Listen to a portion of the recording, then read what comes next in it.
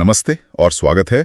पिछली विचार विमर्श में हमने गीता के अध्याय 1 के श्लोक 26 से 30 पर बात की थी। जी। हमने देखा था कि कैसे अर्जुन का दिल एकदम पिघल गया था अपने ही लोगों को, गुरुओं को, प्रियजनों को युद्ध के मैदान में देखकर। जी। वो दुख और करुणा से भर गए थे। एक तरह की भावनात्मक उथल पुथल थी वो। हाँ।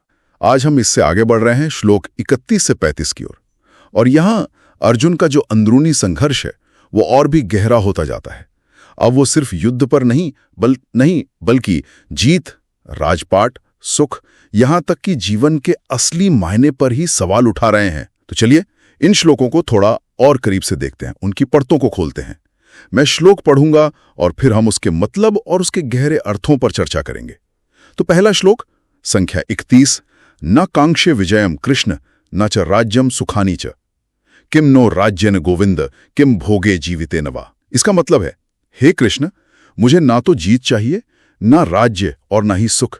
हे गोविंद, ऐसे राज्य या भोग या यहां तक कि जीवन का भी क्या फायदा जो अपनों की लाशों पर मिले। तो यहां बात सिर्फ युद्ध से मतलब पीछे हटने की नहीं रही, है ना? ये कुछ और है। बिल्कुल नहीं।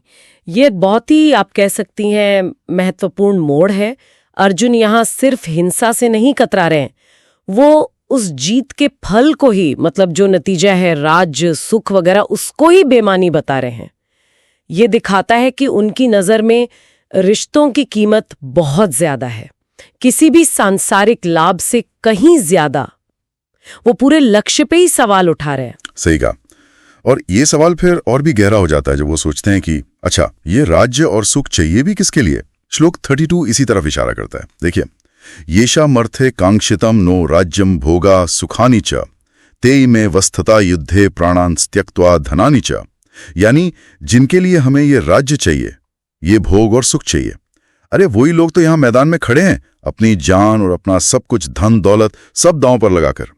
ये तो बहुत अजीब सी एक दुविधा हो गई। साफ देख रहे हैं कि ये जो दुनियावी सफलता है, राज हो, सुख हो, ये सब मानवीय रिश्तों के सामने कुछ भी नहीं है। जिन लोगों की खुशी के लिए शायद वो लड़ना चाहते, उन्हीं के खिलाफ तलवार उठानी पड़ रही है। यही उलझन उनके दुख का, उनके विषाद का सबसे बड़ा कारण बन रही है। ये सिर्फ एक सैनिक की चिंता नहीं है, ये रिश्तों के ताने बाने का सवाल है, बहुत गहरा। और अगले श्लोक में, श्लोक 33 में, वो एकदम साफ साफ गिनाते भी हैं कि अपने कौन हैं। देखिए क्या कहते हैं। आचार्यः पितरः पुत्रास्तथैव च पितामहाः मातुला श्वशुरा पौत्रः शानाः संबंधिनस्तथा। यानी कौन कौन?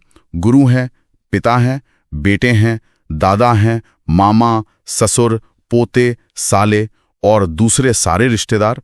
ये लिस्ट पढ़कर ही अंदाजा लग जाता है कि मामला कितना निजी है, कितना व्यक्तिगत है उनके लिए। बिल्कुल, ये कोई अजनबी दुश्मन सेना नहीं है।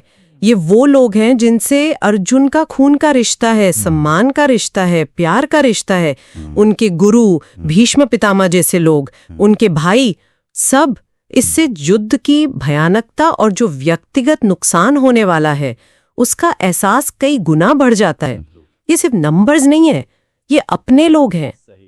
और इसी एहसास के साथ, इसी दर्द के साथ अर्जुन अपनी बात को बिल्कुल चरम पर ले जाते हैं अगले 2 श्लोकों में, 34 और 35। एतान न हन्तुम इच्छामि घनत्वो अपि मधुसूदन अपि त्रैलोक्य राज्यस्य हेतो हो किम्नु मही कृते नेहत्या धार्तराष्ट्रान नह का प्रीति स्यात् जनार्दन। क्या कह रहे हैं? मतलब, हे मधुसूदन, अगर ये लोग मुझे मार भी डालें सामने वाले, तो भी मैं इन्हें मारना नहीं चाहता। चाहे मुझे तीनों लोकों का राज्य क्यों न मिल जाए, स्वर्ग पृथ्वी पाताल सब, तो भी नहीं। इस धरती के राज की तो बात ही क्या है। और फिर पूछते हैं, हे जनार्दन, धृतराष्ट्र के बेटों को मारकर हमें क्या खुशी मिलेगी, कौन सी प्रीति होगी? ये प्रीति शब्द, इसका यहाँ बहुत वजन है, नहीं? खुशी, संतोष, प्यार, बहुत ज्यादा वजन है। अर्जुन यहाँ बिल्कुल साफ कर रहे हैं।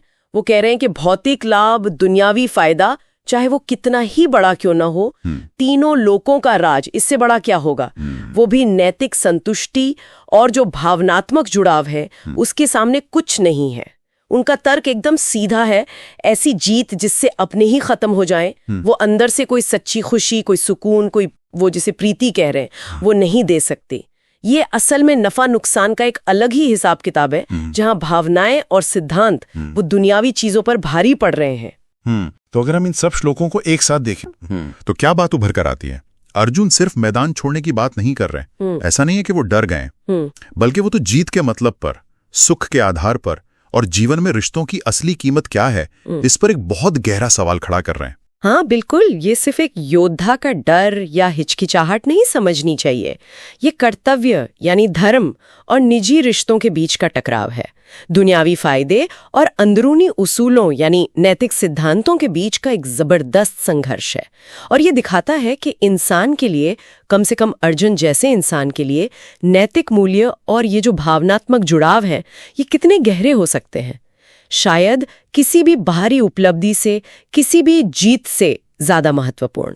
तो ये बात हम सबके सोचने के लिए भी है, हमारे श्रोताओं के लिए भी एक विचारणीय प्रश्न यहाँ छोड़ जाते हैं हम, कि अगर किसी बहुत बड़ी कामयाबी को पाने के लिए, किसी लक्ष्य को हासिल करने के लिए अपने सबसे करीबी रिश्तों को, अपने प्रियजनों को ऐसी चोट पहुंचानी पड़े जिसका कोई इलाज ना हो, तो क्या वो कामयाबी, वो लक्ष्य सच में मायने रखता है? वो खुशी देगा? कहाँ खींची जानी चाहिए वो रेखा, वो संतुलन कहाँ है? खैर, अगले सत्र में हम देखेंगे कि अर्जुन की इन गहरी दलीलों का, उनके इस धर्म संकट का श्री कृष्ण क्या जवाब देते हैं। जुड़ने के लिए बहुत बहुत धन्यवाद।